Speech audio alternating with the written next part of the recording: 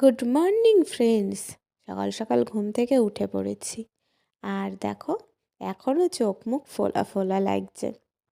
তো ঘুম থেকে উঠেই রান্নাঘরে এসে দেখছি মা পিঠে বানাচ্ছে।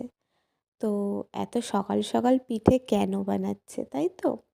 তো এই পিঠেগুলো আমি নিয়ে যাব, আর কাদের দেবো চলো সেটাও তোমাদের সাথে শেয়ার করব যতটা পারবো। তো দেখো এদিকে আমার পিঠে বানাতে শুরু করে দিয়েছে। তো এবার বলি কাদের দেব।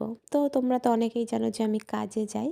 তো আমি তো ট্রেনে যাই। তো ওই ট্রেনে প্রতিদিন যেতে যেতে বেশ কিছু আঙ্কেলদের সাথে আমার পরিচয় হয়েছে, আর তার মধ্যেও কিছু আঙ্কেল আগে থেকে চেনা ছিল।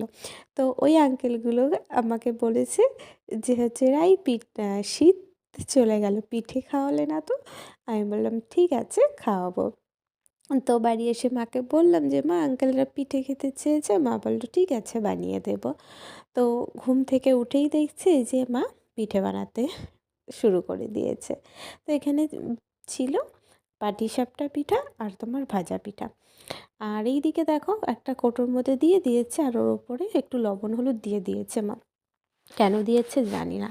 তো এই যে তারপরে নিয়ে আমি একটু রেডি হয়ে চলে আসলাম স্টেশনে, আর এখন বাজে 9:58।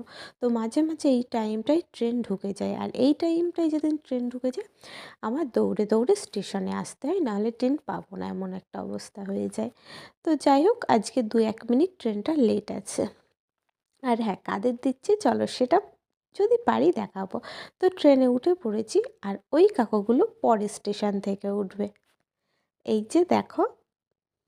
তুমি সত্যি সত্যি নিয়ে চলে আসছো? খাওয়ার টাইমটা কোথায়? খেয়ে নাও, পরে খাবা।